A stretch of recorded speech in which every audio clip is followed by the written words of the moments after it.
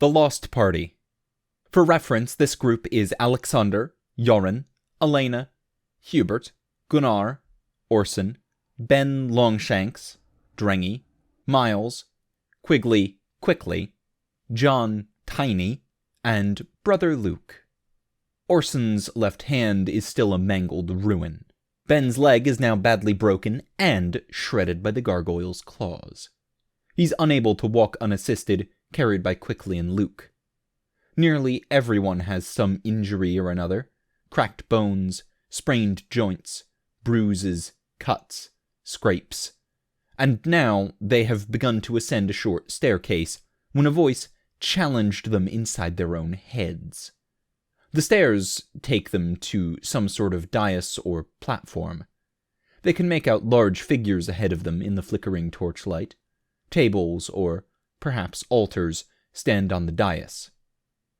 "Who are you?" Alexander challenges, stepping forward, raising the torch.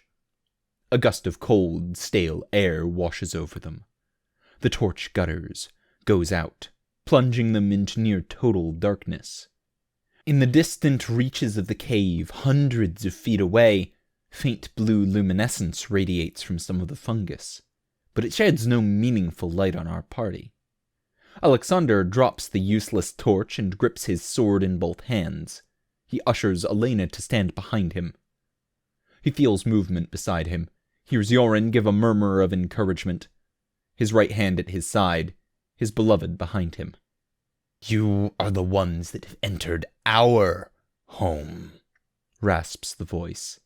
"Killed our guardians, and you ask our names?" "Your guardians tried to kill us," Alexander says. "We protected ourselves." "Are you protected?" asks the voice. No, a different voice, but very similar. "From where we stand, you appear quite vulnerable."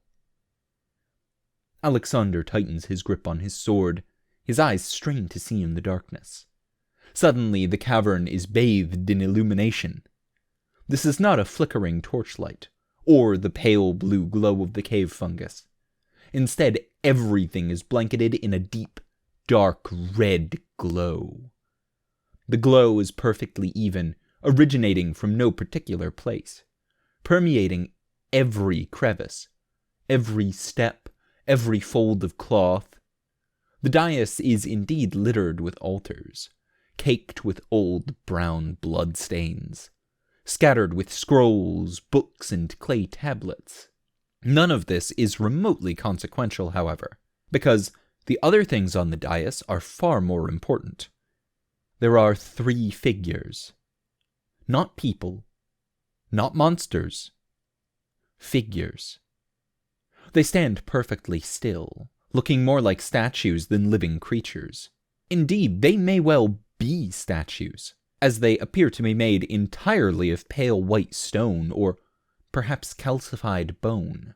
They differ in details, but have broadly similar features.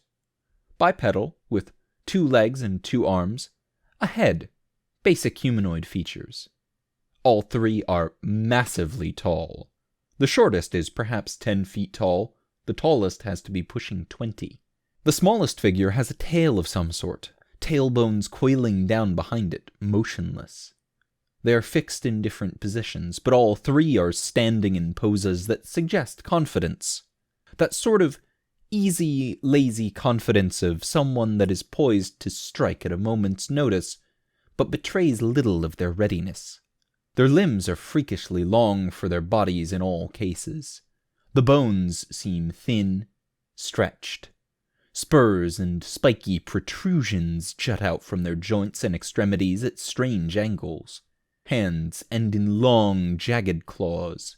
Their skulls each differ, but they are all long, oblong, with pronounced features. Wide mouths and sharp teeth. On some level they look familiar. Alexander and Joran have seen their echoes in the Thalmati bone demons and cultists they faced in Yerevan. But the demons were comparatively small, and the bones were joined with tight ropes of sinew, whereas these seem fused together with calcified growths. It takes a moment to notice, but Alexander realizes there is a fourth statue, suspended above them from the ceiling. The main body is the same as the other three. On the large side, the head is a bit more stretched, the mouth wider, and in place of arms, they see the skeletal structure of massive wings stretching out across the cavern roof. Hundreds of bat creatures hang suspended from the long, petrified bones of the wings. "Look upon the old ones, mortals," says one of the voices. "Look upon your end." One thing I have to give my guys credit for, they don't waste time. As the voices begin to speak again, Alexander and Yoren snap into action. Yoren pulls a dragon fire out of his bandolier and hurls it at the closest statue. Alexander surges forward, sword raised. The fire explodes onto the statue, bathing one arm and part of its torso in liquid fire. "Stop!" A sound echoes across the cavern. A tangible sound. It sounds nothing like the words "stop," yet they immediately understand it to mean precisely that. The word echoes across their minds, and they stop. All of Steelshod feel a sudden, inexorable pressure bearing down on them. Frozen in place, they crumple to their knees. The fire on the statue continues burning merrily, charring away the outer layers of the petrified bone. "Take heart, my friends," Hubert says quietly from behind them. He is kneeling, same as everyone, but can still choke out the words.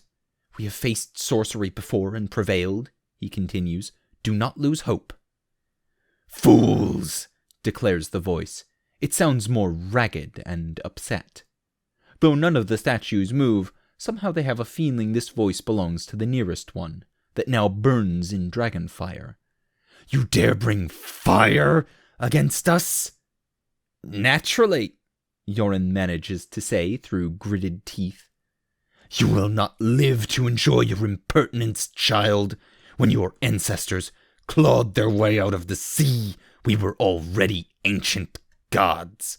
Our names are lost behind the veil of eternity. We are—" "Boring," Yoren interrupts. "You sure do talk a lot for ancient gods. Almost seems like you've gotten bored and lonely down here." Each gasp of breath takes some effort for him, but he manages to spit the words out. Gods? There's only one god, and he doesn't need to hide away for thousands of years. You're afraid. Yoren doesn't just spit words this time. He spits a chunk of phlegm at the feet of the nearest statue. While Yoren talks, Alexander moves. Whether it was Hubert's words of encouragement, or his own iron willpower, or the sword burning in his hands, its inscriptions burning orange with heat, all he knows is that he has not been fully floored by the magic that stopped his companions. He stumbles to his feet, steps closer to the statue, grips his sword, tries to assume a proper stance, and hears a mocking laugh echo in his mind. "Impressive," it says. "For your kind, you have a strong will. Do you wish to kill us? Strike me down with that blade." Alexander steps closer. "I do not wish to kill anyone," he says. "It is not a matter of wishing. It is a simple truth. You are evil, and evil must be opposed." "You simple little fool." Alexander ignores the taunts, focusing on forcing his legs to obey his will. "Do you think I fear my own power?" He closes the distance and raises his sword.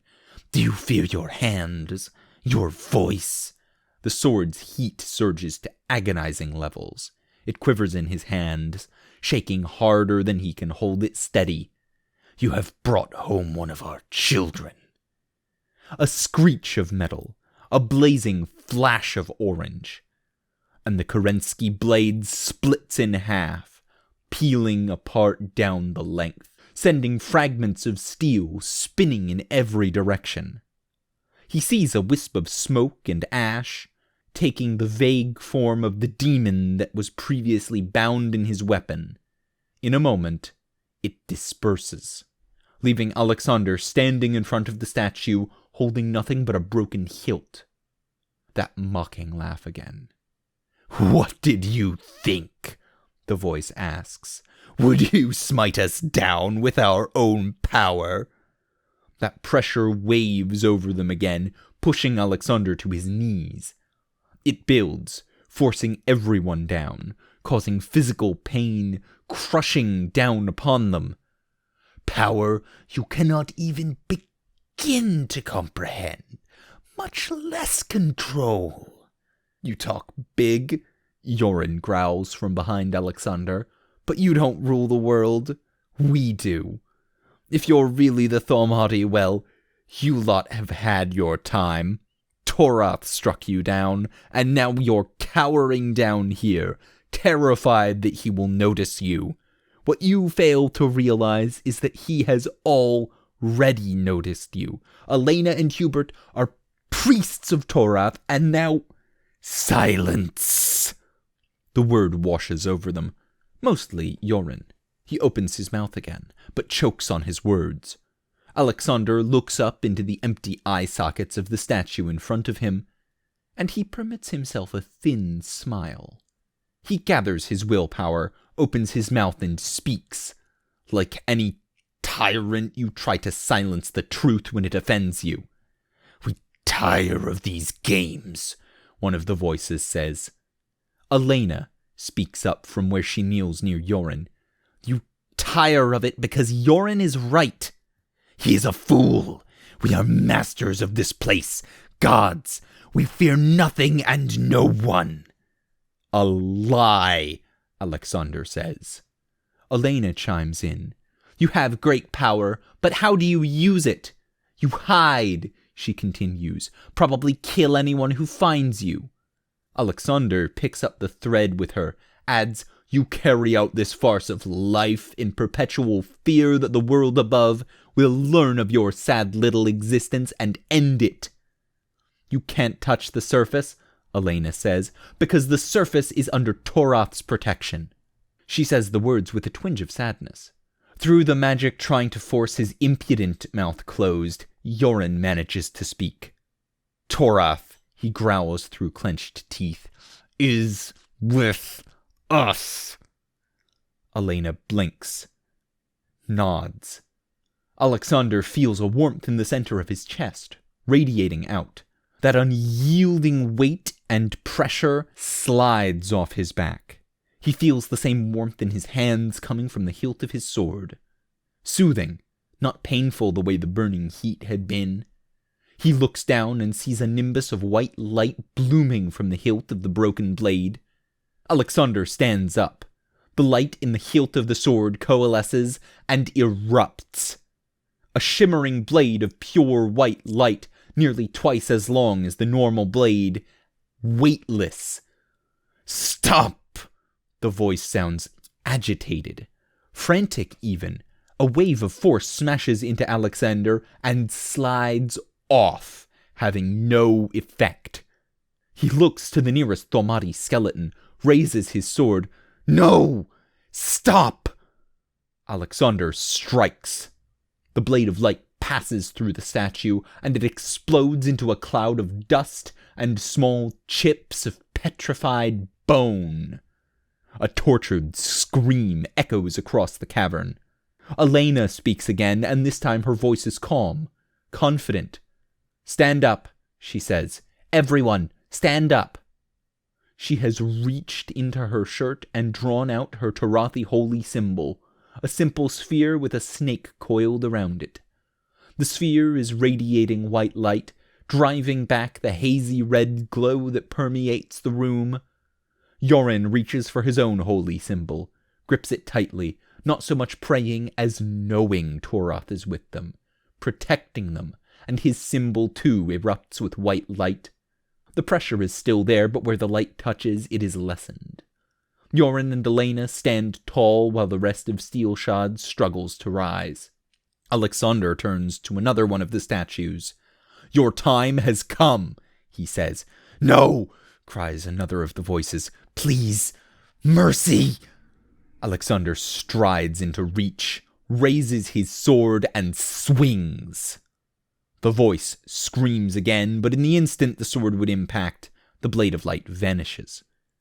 For a moment it simply winks out, and the statue is left unharmed. Then an explosion of white light erupts from the sword, glittering motes of light like tiny diamonds blanket the area, and all 3 remaining statues. The red haze and the white light pulse against each other, neither fully holding sway. The screaming stops, the voices are silenced, and the pressure vanishes, as suddenly as it first came upon them. Alexander moves to join Yoren and Elena. Steelshod is scrambling to their feet, and the stragglers are finally coming up to the dais. Elena suggests that perhaps Torath was unwilling or unable to allow Alexander to systematically murder the remaining Thaumatai, but clearly he has somehow neutralized them, however temporary it may be. Both her and Yoren's holy pendants still glow brightly. In the background, Hubert and Brother Luke both fish out their own symbols, but find them unaffected, or perhaps, more likely, the piece that is lacking is something inside them. They hear a sudden screeching sound, and realize that whatever Torath has done to silence the Thaumatai, their bat minions are very much unaffected, and they are now swirling about overhead, clearly agitated. Alexander tells them they have to move. Yoren decides that if Torath lacked the ability to execute any more Thaumatai, that doesn't necessarily mean he'll object to fighting them in the old-fashioned way. He withdraws his final remaining dragonfire and hurls it at one of the statues. It burns, though whether it's causing real harm or not is anyone's guess. He goes over to one of the altars and splashes some oil from his last flask onto the texts, tosses the oil to Hubert, and asks him to light up another altar while he ignites this one. Hubert discreetly scoops up a large leather-bound manuscript from the table, slides it into his mostly empty pack, then does as Yoren asked, and wistfully burns the rest of the altar. Dangerous it might be, even evil, but knowledge is still knowledge. Miles, Gunnar, and the other semi-able-bodied have taken up positions to fend off the bats when they attack. Though they keep swooping down, they seem reluctant to attack in force, especially staying back from the blazing white lights of Elena and Yoren, as if the holy glow is a physical barrier.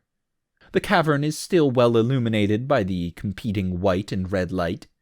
Alexander looks around the dais, sees half a dozen corridors like the one they took in here, some dead ends, some leading to other tunnels that seem to go deeper into the cave. But 2 of them lead to incredibly steep staircases that rise 100 or more feet, opening into distant passages. When in doubt, go up. He picks one path essentially at random and gives the command. They move out as one, making for the stairs as quickly as possible. Luke passes his Serpentis longsword up to Alexander, as he is indisposed anyway, carrying Ben. The Serpentis Knight favor good-sized longswords, very similar in length to the Kerensky blade. It fits comfortably in Alexander's preferred 2-handed grip. They pass another of the divided corridors. This one splits into 3 pathways, and, to their chagrin, they see 2 faint faces on the walls, melding back into the stone as they approach. Alexander demands that they rush through quickly. The first gargoyle that attacks gets the treat of one of Yoren's very last alchemical pots. Stone tar, the thick, fast-hardening glop that covers the gargoyle's feet. The creature tries to meld through it, but, as Yoren hoped, the stone tar is no true stone. It's a strange slurry of ingredients, and the gargoyle falters, stuck in the tar. Miles hammers the gargoyle with his mace as the rest of Steelshod rushes past. The other one is more of a nuisance, getting in a few good hits, but, like the bats, it shies away from Yoren and Elena, and, to their relief, it does not seem able or willing to pursue them beyond its little slice of hallway. They quickly reach the steps and begin ascending. The steps are fairly narrow, steep with no rails or protection. They awkwardly ascend no more than 2 abreast. The bats take this opportunity to strike at the places where Yoren and Elena's light is faintest, and Steelshod hurries to make their ascent. Down below, the lights still pulse, They have no way of knowing how much time Torath has bought them. They can only hope that they will have put some distance between them and the Thaumatis when, or if, the statues are returned to full power. As they hurry up the stairs, Yoren and Alexander exchange a few words. Chiefly, Yoren asks a simple question, and receives an affirmation. They aren't going to leave the Thaumati down here forever, are they? When they've stopped Ter Bjornsson, healed their wounds, and regrouped with the rest of the company, they will come back and wipe these bastards out, right? Alexander's answer is simple, predictable. Yoren hardly even had to ask. Of course they will. Thank you for tuning in to Steelshod, a series by Mostly Rights, narrated by Tailforge. You can find every chapter in text format, as well as character sheets, setting information, maps, and rule documents on the Steelshod tabletop system in the link below. If you'd like to support the channel, you can pop down to the description and use the Patreon link for recurring donations, the PayPal.me link for one-time donations, the Teespring link for shirts with the incredibly cool background art by Nobody, or use the DriveThruRPG affiliate link the next time you're looking to try a new system. If you'd like to support the author, you can find Steelshod merch on the MostlyRights.com store, or donate to the Mostly Rights Patreon, which are both linked on reddit.com/r/mostlyrights down below.